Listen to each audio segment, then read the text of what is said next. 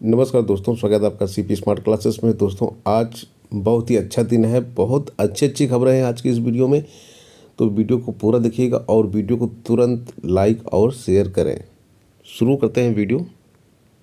सबसे पहले जो बड़ी खबर है वो माध्यमिक व प्राथमिक में 38,000 पदों पर भर्ती की तैयारी की जा रही है। तो यहाँ पे आप देख सकते हैं, उत्तर प्रदेश के अशासकीय सहायता प्राप्त माध्यमिक विद्यालयों में शिक्षकों के रिक्त पड़े 38,000 पदों पर भर्ती की तैयारी की जा रही है। इनमें संबद्ध प्राथमिक विद्यालयों में शिक्षक के तकरीबन 3,500 पद शामिल हैं। उत्तर प्रदेश शिक्षा सेवा चयन आयोग मार्च या अप्रैल में इन पदों पर भर्ती के लिए विज्ञापन जारी कर सकता है। नई शिक्षक भर्ती शुरू करने के लिए उत्तर प्रदेश शिक्षा सेवा चयन आयोग परिषदीय माध्यमिक व उच्च शिक्षा के निदेशकों के साथ बैठक कर चुका है।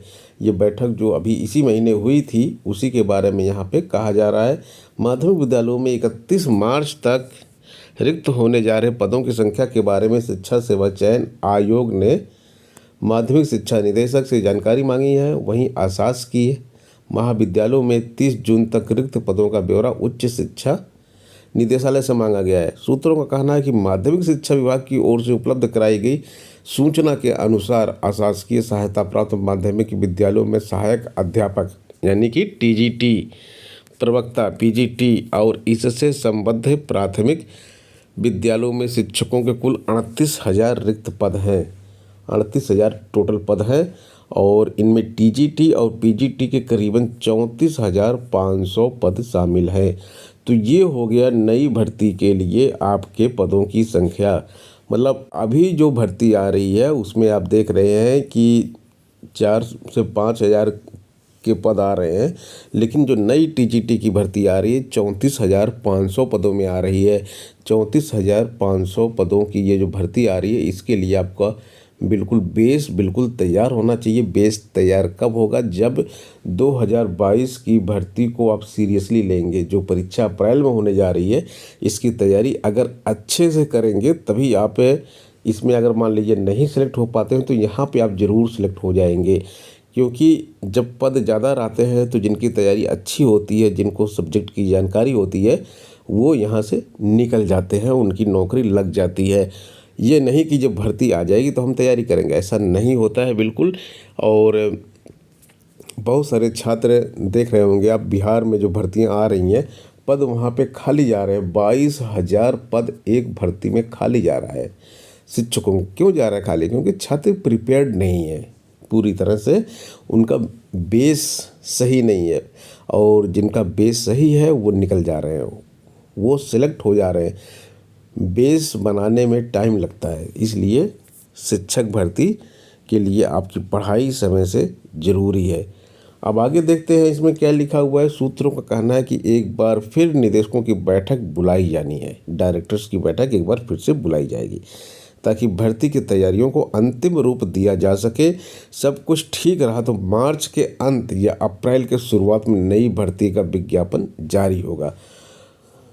तो मार्च या अप्रैल, तीसरे या चौथे महीने में ये विज्ञापन जारी होगा।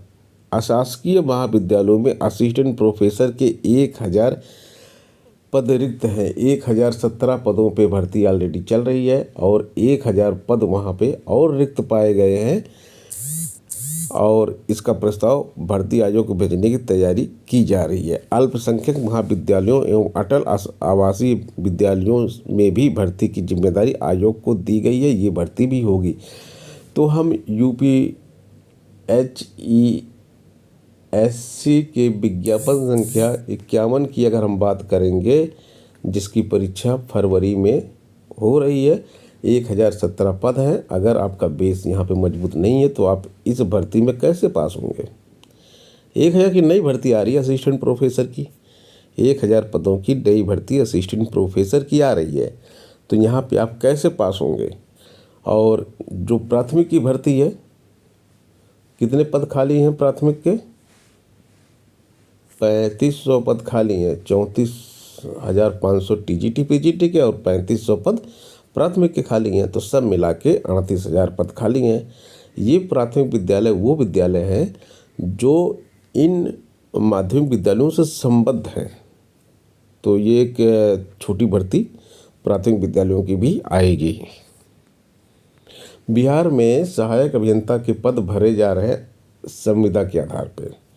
अब यहाँ पे आप देख सकते हैं कुल 231 वैकेंसी निकाली गई, जिसमें अनुसूचित जाति के 7, अनुसूचित जनजाति के 2, अन्य पिछड़ा वर्ग के 42, पिछड़ा वर्ग के यहाँ पे आपको 28 देखने को मिलेंगे। महिला वर्ग की 7 सीटें हैं, आर्थिक रूप से कमजोर की 23 हैं और गैर आरक्षित वर्ग की 92 हैं। कर्मचारियों के लिए बहुत ही बड़ी खुशखबरी है। 8वां वेतन आयोग को सरकार ने मंजूरी कर दी है। 8वें वेतन आयोग को लागू होने के बाद जाहिर सी बात है 7वें वेतन आयोग की जो सिफारिशें हैं 2026 तक थी, उसके बाद 8वां वेतन आयोग आपका लगेगा तो आपकी सैलरी बढ़ेगी और सैलरी काफ़ी ज़्यादा आपकी बढ़ेगी।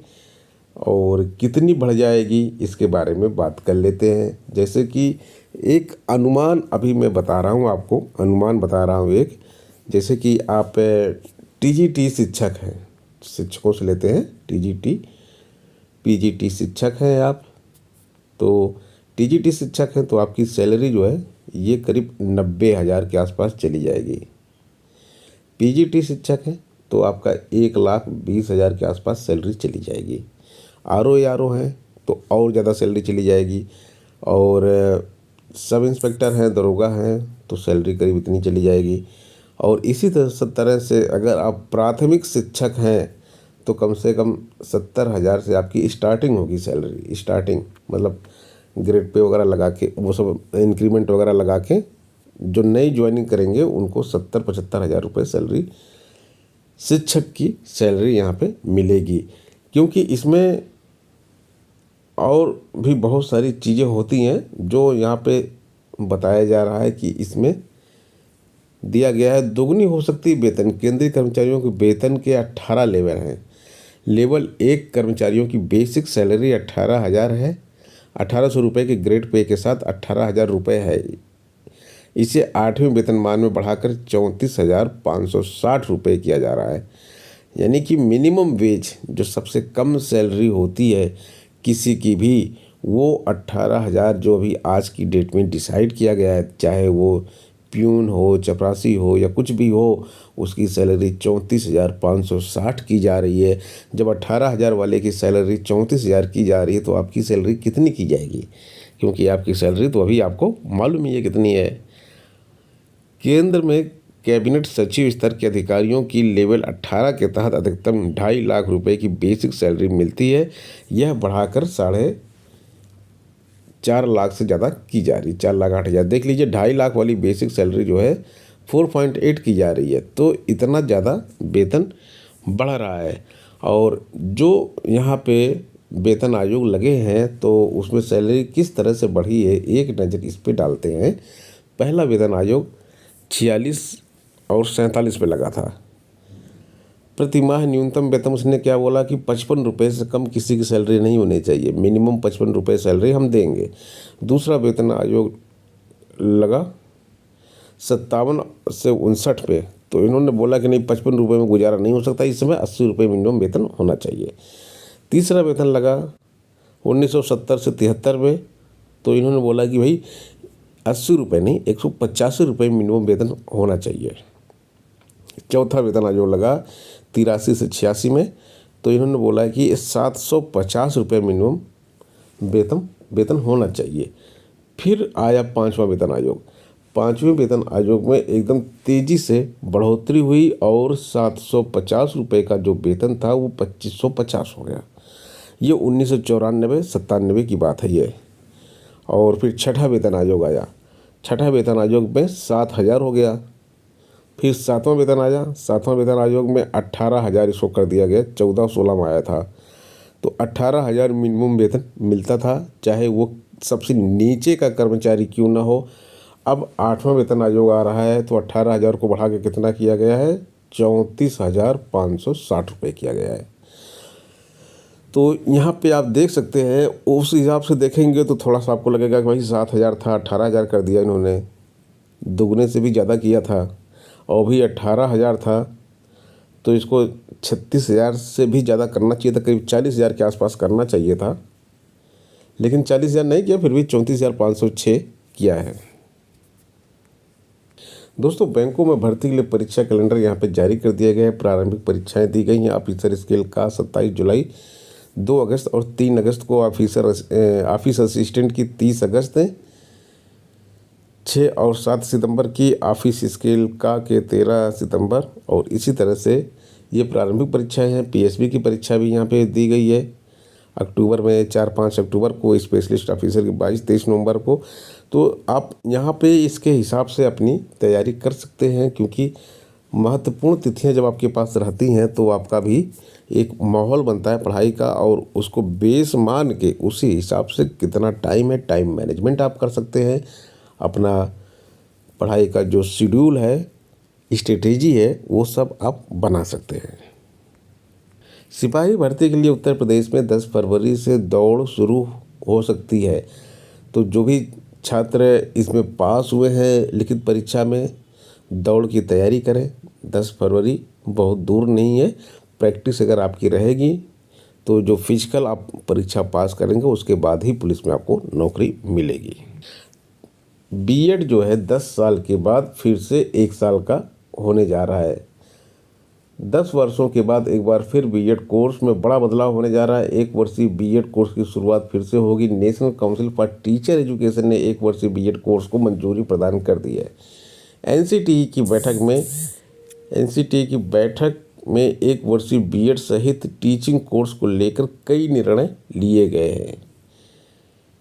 राष्ट्रीय शिक्षा नीति NEP 2020 की सिफारिशों के अनुसार कुछ नई शर्तों के साथ इसे दोबारा शुरू किया जाएगा। 2014 में बीएड 1 वर्षीय बीएड कोर्स को बंद कर दिया जाएगा। 2025 से 1 साल में ही बीएड पूरा कर सकेंगे। तो करीब 10 साल के बाद ही जो है बीएड कोर्स में फिर से बदलाव किया गया। 2 साल का बीएड कोर्स 1 साल का किया गया है। अंत में संगीत विषय के छात्रों के लिए एक प्रश्न यहाँ पे, जो टीजीटी पीजीटी की तैयारी करते हैं, कौन सी ताल ठुमरी के लिए उपयुक्त नहीं मानी जाती है? दादरा, कोहरवा, झप ताल, दीपचंदी ताल। इस प्रश्न का सही उत्तर आप कमेंट बॉक्स में दे सकते हैं। दोस्तों इस वीडियो में इतना ही। मिलता है नेक्स्ट वीडियो में। धन्यवाद।